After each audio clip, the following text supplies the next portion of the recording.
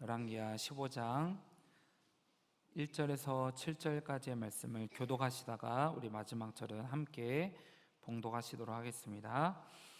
이스라엘 왕 여로보암 제27년에 유다 왕 아마샤의 아들 아사랴가 왕이 되니 그가 왕이 될 때 나이가 16세라. 예루살렘에서 52년간 다스리니라. 그의 어머니의 이름은 여골리아라. 예루살렘 사람이더라. 아사랴가 그의 아버지 아마샤의 모든 행위대로 여호와 보시기에 정직히 행하였으나 오직 산당은 제거하지 아니하였으므로 백성이 여전히 그 산당에서 제사를 드리며 분향하였고 여호와께서 왕을 치셨으므로 그가 죽는 날까지 나병 환자가 되어 별궁에 거하고 왕자 요담이 왕궁을 다스리며 그 땅의 백성을 치리하였더라. 아사랴의 남은 사적과 행한 모든 일은 유다 왕 역대 지략에 기록되지 아니하였느냐. 아사랴가 그의 조상들과 함께 잠에 다윗성에 그의 조상들과 함께 장사되고 그의 아들 요담이 대신하여 왕이 되니라. 아멘. 네, 아사랴 왕이라는 제목으로 우리 성도님들과 함께 말씀의 은혜를 나누도록 하겠습니다. 열왕기상 15장에는요 아사랴라는 왕이 등장합니다. 그런데 이 말씀을 뒤에 있는 말씀을 보시면 아시겠지만 13절에 보시면 PPT는 없습니다. 우시야라고 등장하고요. 또 17절에 보시면 또 아사랴라고 등장합니다. 근데 또 30절에 보시면 또 우시야라고 등장하는 모습을 보실 수가 있는데요. 이것은 한 왕에 대해서 아사랴라 말하기도 하고요. 또 우시야라고도 부르는 그런 모습을 우리가 이 열왕기하 15장 안에서 함께 보실 수가 있는 것입니다. 실제 이렇게 부르는 이유가 무엇이냐면요, 히브리어에서 철자 하나 차이 때문에 그런 것인데요, 하나의 자음이 있느냐 없느냐에 따라서 아사랴라고 부르기도 하고요, 우시야라고도 이제 부르는 것이죠. 일단 아사랴는 우리에게 익숙하지 않은데요, 우리가 우시야라고 하면 어딘가 익숙합니다. 왜냐하면 이사야 6장에 언급되어지는 그런 인물이기 때문에 그렇습니다. 이사야가 하나님으로부터 부르심을 받는 중요한 내용이 나오는 장에서 우시야 왕이 이제 1절에 죽는 모습을 우리가 보실 수가 있거든요. 아주 짧게 등장하지만 워낙 이사야 6장이 유명하고요, 많이 다루고 있는 말씀이다 보니까 우시야 왕이라고 하면 우리의 귀에 많이 익숙한 왕이라 보여지는 것이죠. 아사랴라고 부르기도 하고요, 우시야라고도 부르기도 하는 이 왕, 과연 어떠한 왕이었을지, 그리고 그의 인생은 어떠했을지를 우리가 함께 말씀을 통해서 살펴보셨으면 좋겠습니다. 우리 일단 열왕기하 15장 1절에서 4절까지의 말씀을 우리 함께 한번 읽어보도록 하겠습니다. 1절에서 4절까지의 말씀입니다. 시작. 이스라엘 왕 여로보암 제27년에 유다 왕 아마샤의 아들 아사랴가 왕이 되니 그가 왕이 될 때의 나이가 16세라. 예루살렘에서 52년간 다스리니라. 그의 어머니의 이름은 여골리아라. 예루살렘 사람이더라. 아사랴가 그의 아버지 아마샤의 모든 행위대로 여호와 보시기에 정직히 행하였으나 오직 산당은 제거하지 아니하였으므로 백성이 여전히 그 산당에서 제사를 드리며 분향하였고. 아멘. 일단 아사랴 왕은요, 여기 나오는 정보로 보자면 16세의 왕이 되었습니다. 그리고 그는 52년 동안 한 나라를 다스린 왕이었고요, 그리고 그의 어머니의 이름은 여골리아고 예루살렘 사람이었다라는 것을 우리가 알 수가 있습니다. 아마샤 왕처럼 또 모든 행위대로 여호와 보시기에 정직히 행했다라는 이런 말씀도 등장하는데요, 여기서 여호와 보시기에 정직히 행했다는 것은 다른 것이 아니라 하나님을 찾는 왕이었다라는 뜻을 가지고 있습니다. 그러나 안타깝게도 산당을 제거하지 아니하였다라는 이런 말도 기록이 되어져 있습니다. 못했다라고 표현하지 않고요, 안 했다라고 표현하는 것이 좀 특이한 장면인 것 같습니다. 그리고 5절의 내용을 보니까요, 우리 5절에 있는 내용도 같이 한번 읽어볼까요? 시작. 여호와께서 왕을 치셨으므로 그가 죽는 날까지 나병 환자가 되어 별궁에 거하고 왕자 요담이 왕궁을 다스리며 그 땅의 백성을 치리하였더라. 아멘. 여호와께서 왕을 치셨습니다. 그리고 죽기까지 나병 환자가 되어서 별궁에 거하게 되고요. 자신의 아들 요담이 왕궁을 다스렸다 이야기하고 있죠. 그리고 6절과 7절에 있는 내용을 보시게 되면요, 결국 유다의 다른 왕들처럼 다윗성에 함께 그가 장사되었다라는 말로 이야기가 끝이 납니다. 여러분이 이 간략한 아사랴 왕의 몇 줄 안 되는 행적을 보시면서 혹시 어떤 생각이 드시나요? 갑자기 말씀을 보게 됐을 때 아무런 생각이 드시지 않을 수도 있습니다. 그러나 이 짧은 순간에 이 정보를 들으셨을 때 이런 생각을 하신 분이 분명히 있을 거라 생각이 들어요. 우시야는요, 일단 52년 동안 통치했습니다. 정말 오래 통치한 왕이었죠.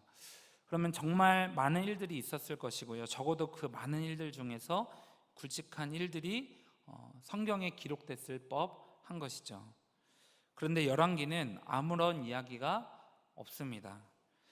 다윗은요 40년을 통치했고요, 솔로몬은 39년을 통치했습니다. 그런데 52년을 통치한 왕에 대한 기록이 너무 없습니다. 다윗보다도 솔로몬보다도 더 오랜 기간을 통치한 왕임에도 불구하고 어떠한 기록도 그에게 없다는 것이죠. 그래서 우리가 아사랴 왕, 이 우시야 왕을 제대로 이해하려면요, 다른 역사책인 역대기를 참고할 수밖에 없는데요, 역대기는 하나님의 언약이 남유다 왕국 가운데 어떻게 이루어져 가는지 다윗의 족보를 통해서 보여주는 책이라 말할 수 있습니다. 그러다 보니까요, 북이스라엘 왕에 대한 기록은 거의 없고요, 남유다 왕에 대한 기록을 중심으로 기록이 되어 있다는 것을 우리가 역대기를 보시면 확인하실 수가 있는 것이죠. 그러다 보니 당연히 남유다 왕에 대한 기록이 아주 자세하게 기록되어져 있는데요, 우리 역대기 26장 우리 1절에서 2절의 말씀을 우리 준비한 PPT로 우리 함께 보시도록 하겠습니다. 우리 역대기 26장 1절에서 2절의 말씀 다 같이 시작. 유다 온 백성이 나이가 16세 된 우시야를 세워 그의 아버지 아마샤를 대신하여 왕으로 삼으니 아마샤 왕이 그의 열조들의 묘실에 누운 후에 우시야가 엘롯을 건축하여 유다에 돌렸더라. 아멘. 1절에 있는 내용은 16세의 왕이 된 것, 이것은 우리가 열왕기서에서도 볼 수 있었던 정보인 것이죠. 그런데 2절에 역대기에만 기록되어져 있는 특별한 정보를 우리가 새로 보실 수가 있습니다. 그것은 바로 우시야가 무엇을 건축하죠? 엘롯을 건축하여서 누구에게 돌립니까? 유다에게 돌리게 되어지는 장면을 우리가 보실 수가 있습니다. 그렇다면 과연 엘롯이 어떤 곳이기에 과연 역대기에서는 이 기록을 하고 있을까요? 엘롯은요 실제 도시입니다. 그리고 이 도시는요 지정학적으로 엄청나게 중요한 위치에 있던 곳인데요, 우리 지도를 한번 보여주시면 좋겠습니다. 저기 지도 가운데 맨 아래쪽에 보시면 엘랏이라는 부분이 있죠. 보이시죠? 네. 그 엘랏이라는 곳이 바로 엘롯이라는 부분입니다. 이 도시는요, 그 파란색으로 보여지는 부분이 바로 바다인데요, 홍해 바다와 접해져 있는 항구 도시라는 것을 우리가 알 수가 있어요. 그리고 동쪽, 여러분들이 보시는 이제 지도에서 동쪽으로 보시게 되면 아라비아 반도와 연결이 되어져 있기 때문에요, 무역을 하기 위한 아라비아 사람들이 지나갈 수밖에 없는 그런 통로이기도 했고요, 또 서쪽으로는 애굽이 있습니다. 애굽도 또 아라비아 사람들이나 또 다른 지역에 있는 사람들과 무역을 하기 위해서는 꼭 지나갈 수밖에 없었던 그런 지역이라는 것을 알 수가 있고요, 또 북쪽으로도 보시게 되어지면 또 북쪽에 지금 지도상으로 표시되어져 있지 않지만 저기 시돈 위쪽으로는 바로 당시의 열강들이었던 그런 수많은 왕국들이 그 남쪽으로 또 무역을 하기 위해서 이동하는 사람들이 썼던 그런 길이라는 것을 우리가 아실 수가 있으세요. 그래서 이 엘롯이라는 곳은요 참으로 무역을 위해서 지나칠 수밖에 없는 중심 가운데 있던 그런 도시였다라는 것을 우리가 이 지도를 통해 확인하실 수가 있는 것입니다. 이 땅을 점령하게 되면 가장 좋은 점이 있는데요, 바로 경제적인 부를 가져오게 되는 것이에요. 그런데 또 단점이 있습니다. 단점이 무엇이냐면 이곳에 모이는 수많은 이방 사람들과 그들이 섬기고 있는 수많은 우상들도 동시에 함께 유입이 된다는 것이었어요. 이스라엘 백성들이 이 땅을 점령하게 되면 돈을 만지게 되고 잘 살게 되지만 우상이 들어오는 것을 통제하지 못한다라는 점이 바로 큰 단점이었던 것이죠. 그럴 수밖에 없었던 것이요, 본래 그 땅에 살았던 사람들이 이스라엘 사람들이 아니고요, 에돔 사람들이었기 때문에도 그렇습니다. 그들은 예로부터 우상을 섬기고 우상에게 절하는 것이 뿌리 깊이 박혀 있던 사람들이기 때문에, 또 여러 열강들이 모이면서 그들이 섬기고 있는 신들도 함께 모이는 곳이기 때문에 그 땅을 차지한다 했을 때에 우상의 유입을 통제한다는 것이 정말 어려운 일이라는 것을 우리가 알 수가 있는 것이죠. 그런데 반대로요, 그 땅을 점령하지 못하게 되면 이스라엘 백성들은 가난해지고 궁핍해집니다. 삶이 팍팍해지는 것이죠. 그런데 아이러니하게도 이스라엘 백성들이 가난해지고 삶의 결핍이 생기기 시작하면요, 이스라엘 백성들은 하나님을 찾게 됩니다. 하나님을 의지하는 삶을 살게 되는 것이죠. 그래서 이스라엘 왕 입장에서는요, 이 땅을 점령하는 것이 참 딜레마였습니다.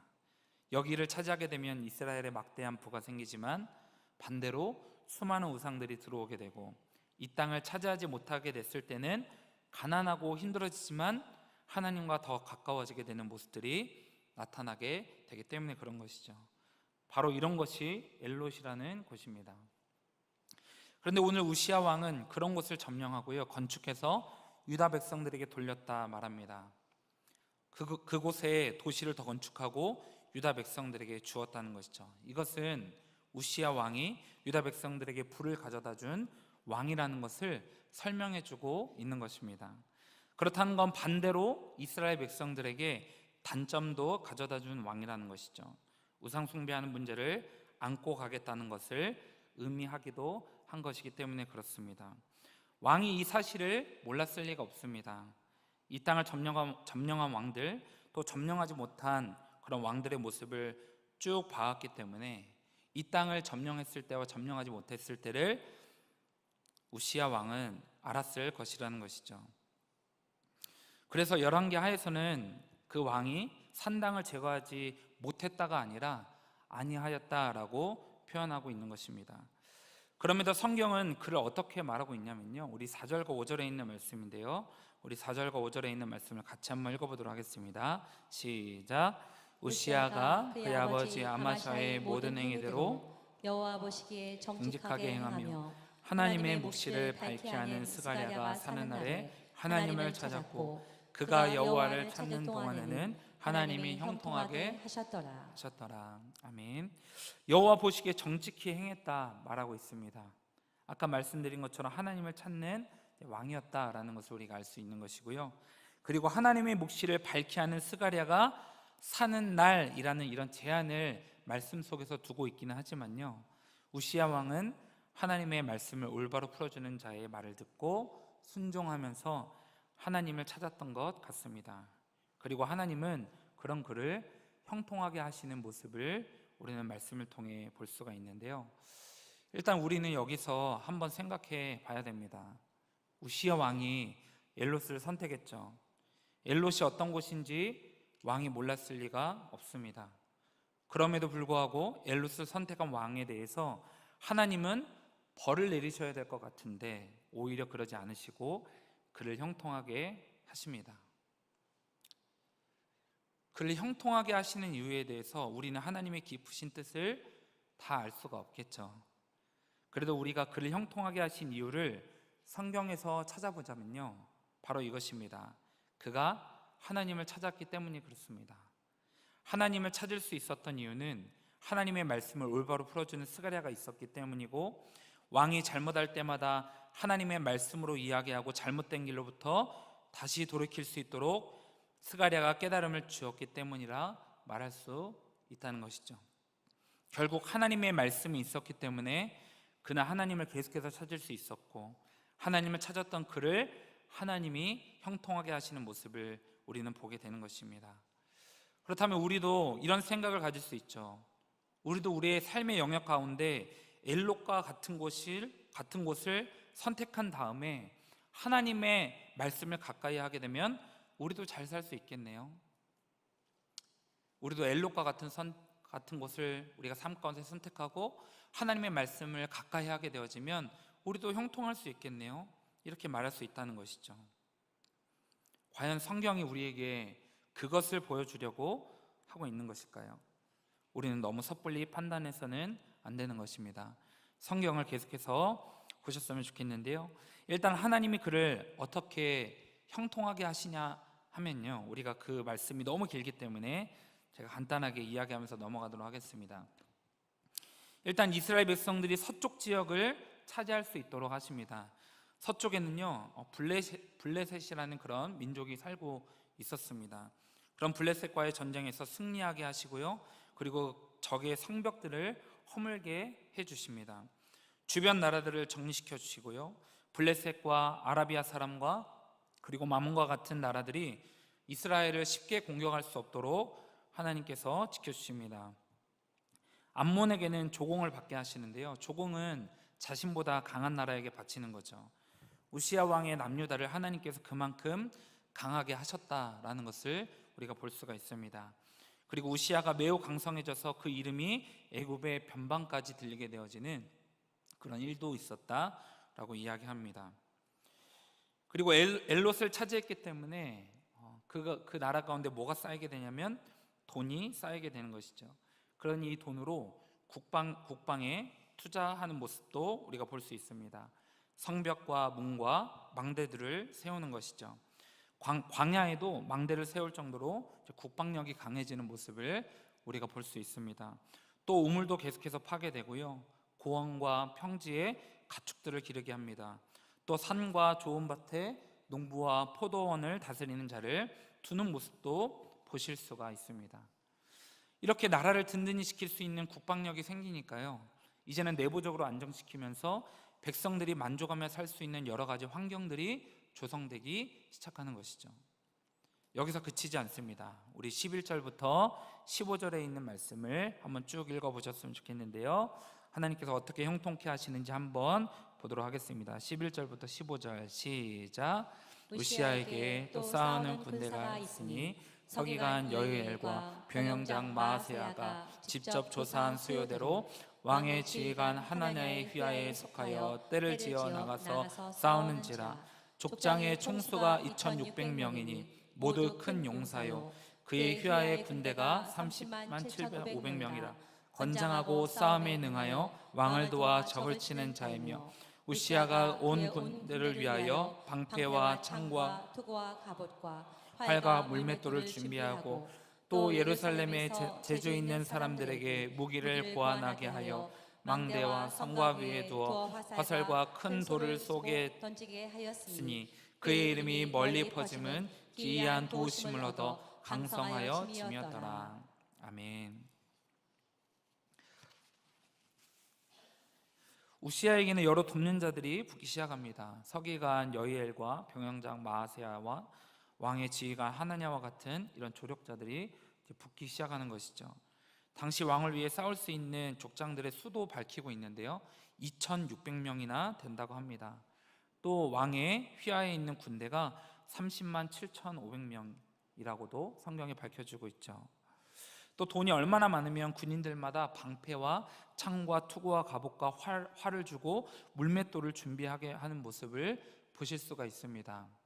이게 쉬운 게 아닌 것이요, 당시에 이렇게 군인들을 무장시키기 위해서는 먼저는 무기를 만들 수 있는 재료가 있어야 되죠.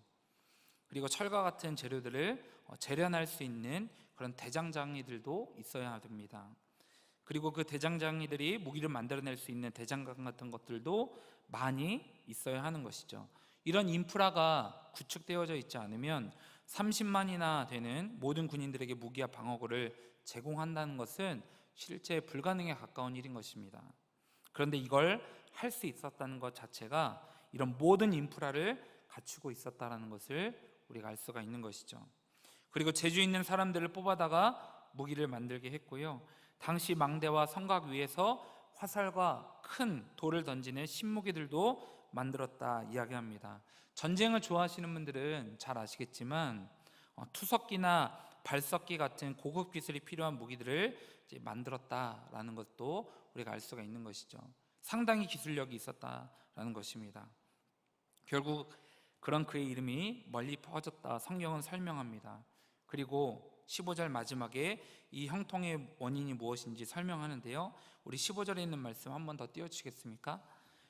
후반절에 있는 말씀을 보시면 뭐라고 말하고 있냐면, 그의 이름이 멀리 퍼짐은 기이한 도우심을 얻어 강성하여 짐이었더라 라고 이야기하고 있어요.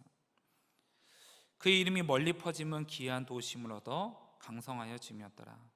기이한 도우심, 누구의 도움입니까? 네, 하나님의 도움이었음을 우리는 알 수가 있는 것이죠. 하나님이 왜 도우셨습니까?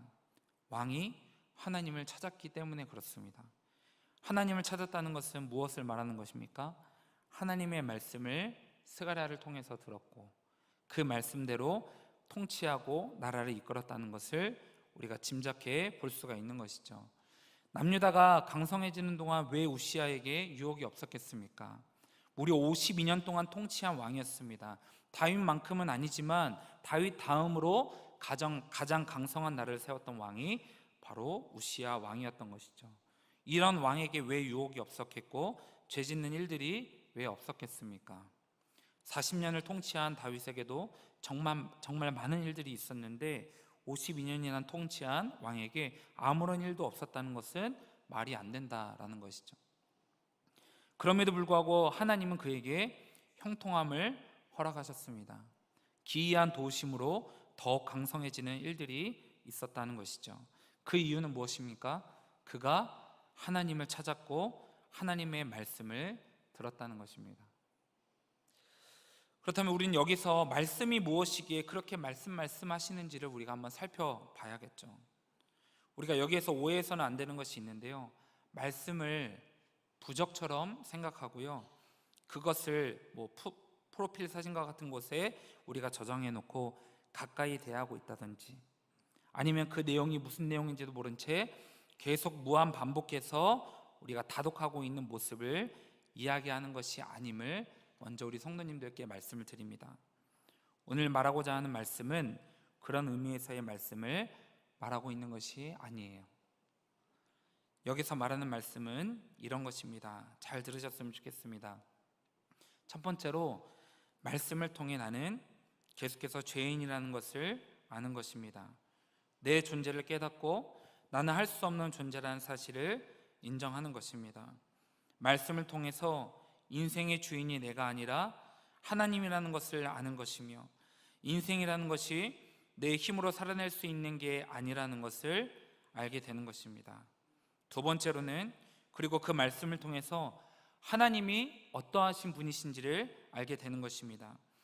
하나님은 나와 같은 죄인을 얼마나 사랑하고 계시는지, 그리고 그 사랑하는 자를 용서하시고 구원하시기 위하여 무슨 일을 행하시는 분이신지, 그리고 하나님은 얼마나 위대하신 분이시며 우리의 이성과 지성으로는 절대 판단을 내릴 수 없는 분이라는 것을 깨닫게 되는 것입니다. 세 번째로는, 그럼과 동시에 그렇게 하나님을 계속해서 알아가다 보니까요, 하나님의 말씀을 대할 때마다 하나님을 알아가다 보니까 하나님의 마음과 하나님의 뜻과 하나님의 계획이, 주일에 말씀을 들으셨던 것처럼 하나님의 열심이 무엇인지를 알게 되는 것이죠. 그렇게 하나님의 열심이 무엇인지 알게 되다 보니까요, 내 삶의 목적을 하나님의 열심에 맞춰 살아가기로 결심하게 되는 것입니다. 바로 이것이 하나님의 말씀을 가까이 하게 되는 삶이라 말할 수 있는 것이죠. 우리가 말씀을 보는 이유도 실은 여기에 있는 것입니다. 여러분, 신앙생활이 무엇이라고 생각하십니까? 하나님으로부터 무엇인가를 얻고 받아서 성공적인 삶을 살아내거나 내가 위로를 받아 나아가는 삶이 신앙생활이라, 또 그것이 우리 신앙생활의 목표라 생각하시는 분이 여기 계십니까? 신앙생활은 하나님의 말씀을 통해서 하나님이 계획하시고 하나님이 다스리고 하나님이 열심을 내고 계시는 그 선하고도 놀라운 계획이 있음을 우리가 발견하고 그 계획 안에 동참해 가는 것, 그 은혜의 물결 안에 들어가는 것, 흐르는 대로 내 삶을 맡기며 아버지 은혜를 충분히 경험하며 사는 것, 이것이 신앙생활인 줄로 믿습니다. 이것이 우리가 이 땅을 사는 목적이라 말할 수 있는 것이죠. 이러한 삶 안에서 우리가 하는 것은 거의 없습니다. 하나님이 하시고 하나님이 인도해 가시며 하나님이 열매 맺게 하시는 것을 우리는 경험하게 되는 것이죠. 이러한 삶 가운데 하나님이 원하시는 것은요, 이 은혜의 과정 속에서 하나님을 맛보고 하나님으로 기뻐하고 하나님이 지으신 목적대로 그 순간을 살아내는 것, 그 순간을 버텨내는 것, 그 순간 안에서 감사함으로 하나님 앞에 나아가는 것, 그것이 정말 우리가 신앙생활을 하는 목적이라 말할 수 있겠습니다. 때로는 우리가 경험하고 맛보는 것이 하나님의 열심 가운데 그냥 하나의 과정이 될 수도 있습니다. 우리가 사는 날 동안 하나님이 열매 맺게 하시는 그 때를 경험하지 못할 수도 있다는 것이죠. 만약 그렇다 해도 우리는 상관이 없습니다. 중요한 것은 내가 어떤 과정 속에 있든지 간에 하나님을 만나는 것이고요, 하나님이 어떠한 분이신지를 말씀을 통해 알게 되어서 그 하나님과 함께 동행함으로 사는 것, 그분을 의지하며 사는 것, 이것이 신자의 삶이요 신앙생활이라 말할 수 있는 것입니다. 그것의 키는 뭐입니까? 하나님의 말씀인 것이죠. 말씀을 가까이 하게 될 때 우리는 이런 삶을 살아낼 수가 있다는 것입니다. 그러나 이러한 말씀을 멀리하게 될 때 우리는 어떻게 됩니까? 바로 문제가 찾아오는 것입니다. 역대기 기자가 이것에 대해 우리에게 어느 정도 힌트를 주었는데요, 역대하 26장 5절 아까 읽은 말씀에 뭐라고 이야기하고 있냐면 스가랴가 사는 날에 하나님을 찾았다라고 이렇게 이야기하고 있습니다. 그렇다는 것은 스가랴가 죽고 난 다음에 어떻게 했다는 것이죠? 우시야 왕이 하나님을 찾지 않았다는 것을 우리들에게 말해주고 있는 것이죠. 하나님을 찾지 않았다는 것은 무엇을 의미합니까? 하나님의 말씀을 가까이 하지 않았다는 것을 말하는 것입니다. 하나님의 말씀을 통해서 내가 누구인지 자각하는 일이 일어나지 않게 되고, 내가 누구인지 자각하지 않다 보니까 죄에 사로잡혀서 인생의 주인이 하나님이 아님 나를 중심으로 흘러가게 되는 것을 경험하게 되는 것입니다. 결국 내 중심으로 모든 것이 흘러가다 보니까요, 사람은 결국 교만에 빠지게 되는 것이죠. 이 문제가 바로 16절에 등장하는 것입니다. 우리 16절에 있는 말씀을 우리 함께 봉독해 보도록 하겠습니다. 시작. 그가 강성하였음에 그의 마음이 교만하여 악을 행하여 그의 하나님 여호와께 범죄하되 곧 여호와의 성전에 들어가서 향단에 분향하려 한지라. 아멘. 향단의 분향은 누구만이 할 수 있는 것입니까? 네, 레위 지파 제사장들만이 할 수 있는 것이죠.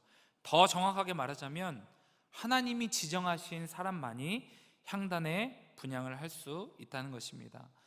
왕은 백성을 다스리는 자지 제사를 집행하는 자가 아닙니다. 하나님이 그렇게 정하신 것이죠. 그런데 말씀을 떠난 그는 자신이 누구인지 망각합니다. 그리고 교만해져서 자신이 하나님이 된 것 마냥 행동하게 되는 것을 우리가 보게 되는 것이죠.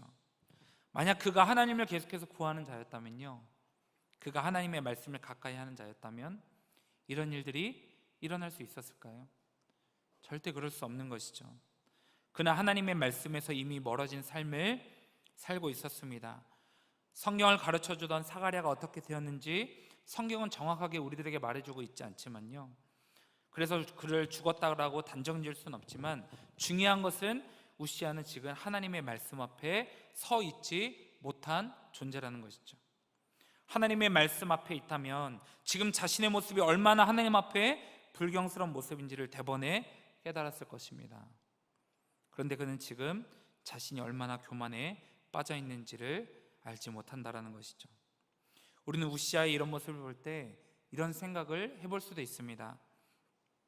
우시야는 과연 하나님의 말씀을 의지했던 사람인가, 아니면 하나님의 말씀을 풀어주는 스가랴를 의지했던 사람인가?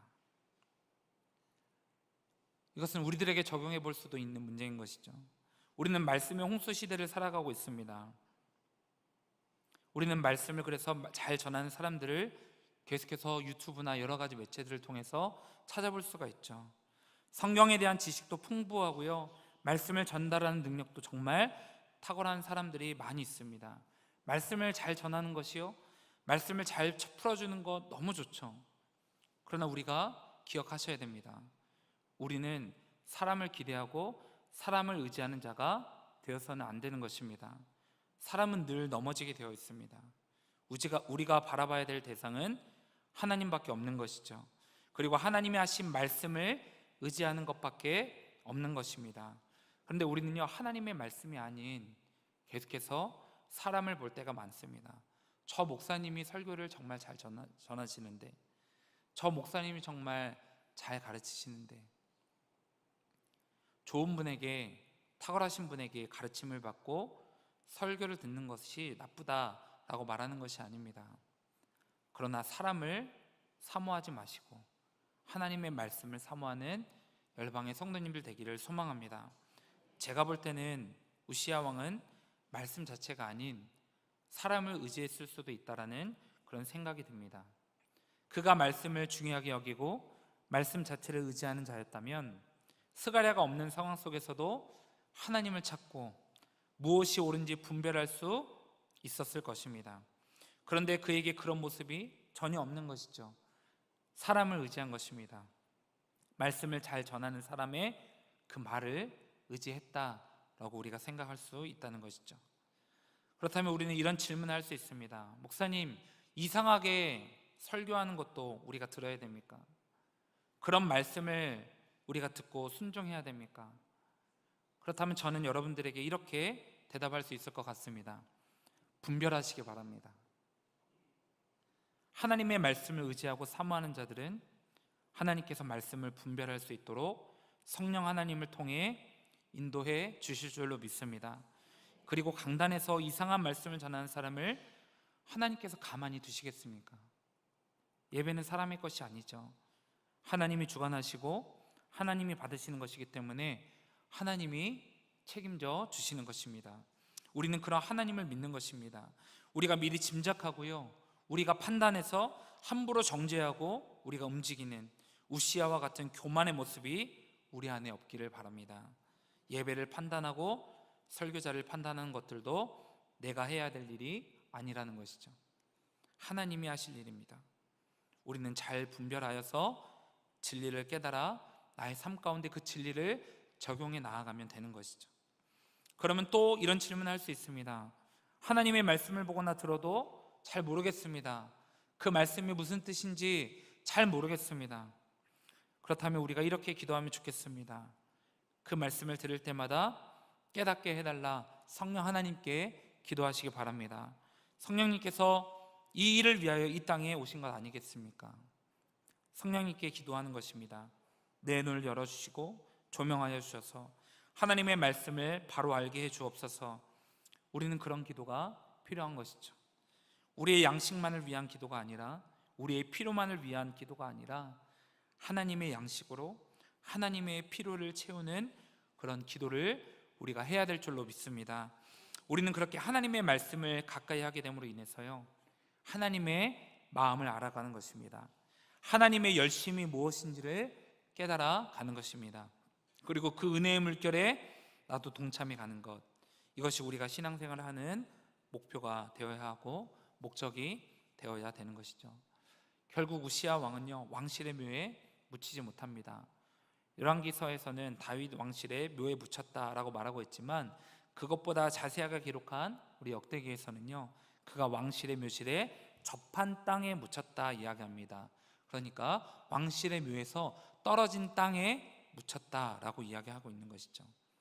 왜냐하면 본인이 직접 향단에 분향을 하려 하다가요, 하나님의 개입하심으로 나병을 얻었기 때문에 그렇습니다. 하나님의 말씀에서 떠난 자들은 교만해질 수밖에 없고요, 그리고 그에 맞는, 그에 합당한 벌을 받게 됨을 우리가 보게 되는 것이죠.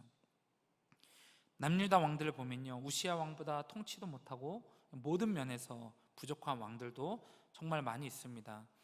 그런데요, 그런 왕들도 왕실의 묘에 붙이는데 우시야는 그러지 못한 것이죠. 그만큼 교만의 죄는 하나님이 쉽게 용서하지 않는 죄라는 사실을 우리는 기억해야 됩니다. 그렇다면 우리는 이렇게 생각할 수 있습니다. 우리의 삶 가운데 엘롯을 선택하고 하나님의 말씀을 가까이 하면 되겠네요. 그런 선택을 한 우시야 왕의 말로를 우리가 함께 보십시오. 그는 산당을 제거하지 못합니다. 계속해서 죄에 노출된 것이죠. 엘롯으로 인해서 부를 축적하게 되지만 그로 인해서 너무 할 일이 많아집니다. 성벽도 건축해야 되고 군사력도 키워야 되고 경제도 좋게 해야 되고 백성들도 살기 좋게 하려다 보니까요, 하나님을 찾고 하나님께 집중할 시간과 여건이 부족해지게 됩니다. 그러다 보니 하나님과 자연스럽게 멀어지게 되고요, 그 결과 그에게 교만이 찾아오고 그는 결국에 나병을 얻어 인생을 외롭게, 그의 인생이 외롭게 삶이 마감한다는 것을 우리는 보게 되는 것이죠. 우리의 삶의 영역 가운데 분명히 엘롯과 같은 곳이 있습니다. 그 엘롯을 얻고 하나님의 말씀대로 산다는 것이 결코 쉬운 일이 아닙니다. 예수님도 말씀하셨죠. 하나님과 재물은 겸하여 섬길 수 없다 말씀하셨습니다. 어쩌면 하나님이 우리들의 삶 가운데 엘롯을 주지 않으시고 우리 가운데 적당한 결핍을 주시면서 하나님만을 바라보게 만드는 삶이야말로 진짜 축복일 수도 있습니다. 물론 그렇다고 우리가 많은 것을 얻고 누리는 것이 잘못됐다 말할 수 없을 것입니다. 하나님은 우리에게 넘치게 주실 때가 있거든요. 우리가 원하지 않아도 하나님의 그 열심의 그때에 결실을 보는 그때라고 한다면 우리가 구하지 않아도 우리는 그 결실을 맛보게 될 수 있다는 것이죠. 여기서 중요한 것은 하나님의 말씀을 가까이 해야 된다는 것입니다. 하나님의 말씀에서 떠나지 않는 것이 중요한 것이죠. 그래야 어떤 상황 속에서도 영적 가난함으로 하나님만 바라보고 하나님과 동행하는 삶을 살 수 있다는 것입니다. 하나님의 말씀을 가까이 하는 우리 모든 열방의 성도님들 될 수 있기를 주님의 이름으로 축복합니다. 이제 곧 성경대학이 시작이 됩니다. 여러 가지 과목들이 열렸습니다. 게시판을 보시면 많은 생각들이 들죠. 누가 가르치는지, 언제 하는지, 어떤 과목인지. 판단하지 마시고요, 주시는 마음으로 신청하셨으면 좋겠습니다. 누가 가르치는지 간에 그 안에 유익이 분명히 있을 줄로 믿습니다. 하나님의 말씀을 배우시고요, 그 말씀을 통해서 하나님을 아는 것만이 정말 형통한 삶임을 깨닫고 우리의 믿음이 성장하는 우리 모든 열방의 성도님들과 저의 삶이 되기를 다시 한번 주님의 이름으로 축복합니다.